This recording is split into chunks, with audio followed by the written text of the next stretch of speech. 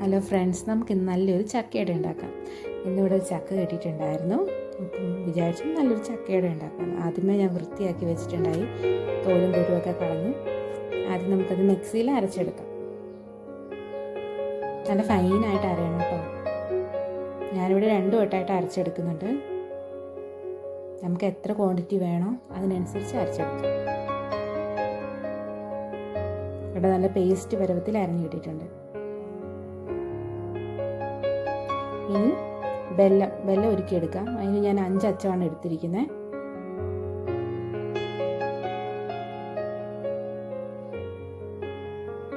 നല്ല ഡാർക്ക് വെല്ലം എനിക്ക് കിട്ടിയിരിക്കുന്നത്. കാരണം വെച്ചാൽ എൻ്റെ ചക്കയ്ക്ക് കളറില്ല. അപ്പം നല്ല ഡാർക്ക് വെല്ലമാകുമ്പോൾ നമുക്ക് ചക്കയടയ്ക്ക് നല്ല കളർ കിട്ടും. നല്ല തിളച്ച് വന്നിട്ടുണ്ട്. നമുക്കിനി തീ ഓഫ് ചെയ്യാം.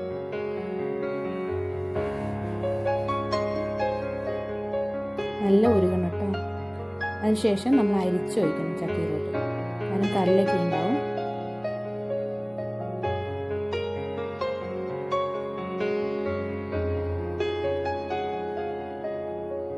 അതിനുശേഷം അരിപ്പൊടി ചേർക്കുക. ഞാൻ കിച്ചൺ ട്രഷേഴ്സിൻ്റെയാണ് അരിപ്പൊടി ഉപയോഗിച്ചിരിക്കുന്നത്.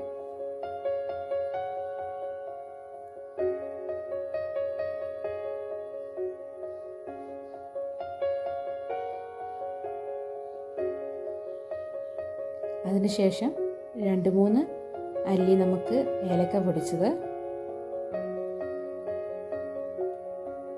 1.5 കപ്പ് തേങ്ങ ചിരണ്ടിയത്, ഇതെല്ലാം ചേർത്ത് നല്ല ഇളക്കിയെടുക്കുക.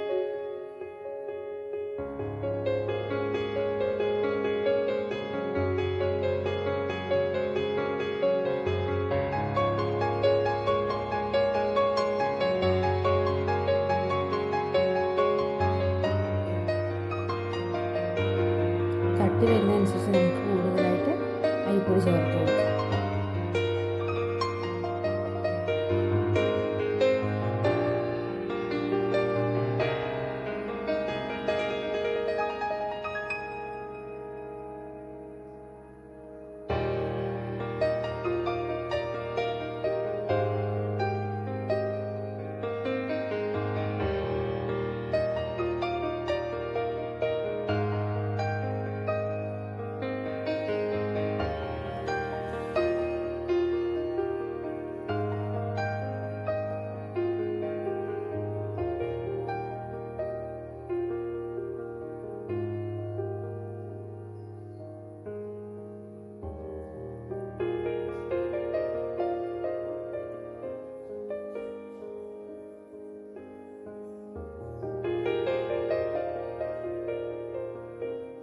ഇപ്പം നമുക്ക് അടയുടെ പാകമായ അളവിലായിട്ടുണ്ട്.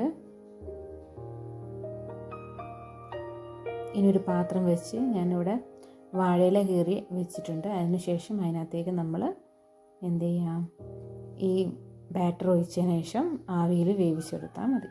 അപ്പോൾ നല്ല സ്വാദിഷ്ടമായ ചക്കയട റെഡി.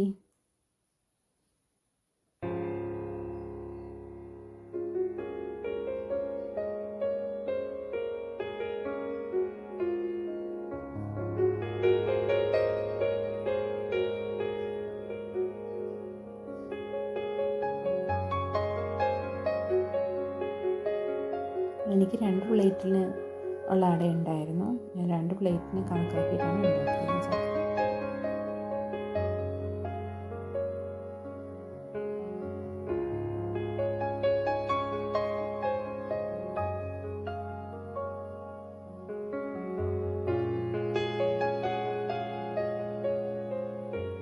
അണ്ടിപ്പരിപ്പ് മുന്തിരിയൊക്കെ ഉണ്ടെങ്കിൽ നമുക്ക് ഇച്ചിരി വേണമെങ്കിൽ ഡെക്കറേഷന് വേണ്ടി മുകളിൽ കൂടെ ഇടാം. നമുക്ക് എൻ്റെ അടുത്തൊന്നും കയ്യിൽ അതൊന്നും ഇല്ലാത്തതുകൊണ്ട് നമുക്കിങ്ങനെയായാലും മതി. ഇവിടെ മറ്റേ നമ്മളെ ഇടനേല എന്ന് പറയുന്ന ഇല ഇല്ലായിരുന്നു, അതുകൊണ്ട് ഞാൻ പ്ലേറ്റ് ആക്കി. ഇടനേല ഉണ്ടെങ്കിൽ അതിൽ തന്നെ ആയിരിക്കും നല്ല രസം ഉണ്ടാവുക, നല്ല മണം ഉണ്ടാകും ചക്കയടയ്ക്ക്. അപ്പോൾ നമ്മൾ ചക്കയുടെയൊക്കെ നല്ല കറക്റ്റ് വെന്ത് പാകമായിട്ടുണ്ട്. നമുക്കിനി മാറ്റി തണുത്തതിന് ശേഷം മുറിക്കാം. തണുക്കുമ്പോൾ കറക്റ്റ് നമുക്ക് കിട്ടും. ഞാൻ ചൂടോടെ മുറിച്ചതാണ് ശരിക്കും അടി ഇളകി വരുന്നില്ല. നല്ല സോഫ്റ്റ്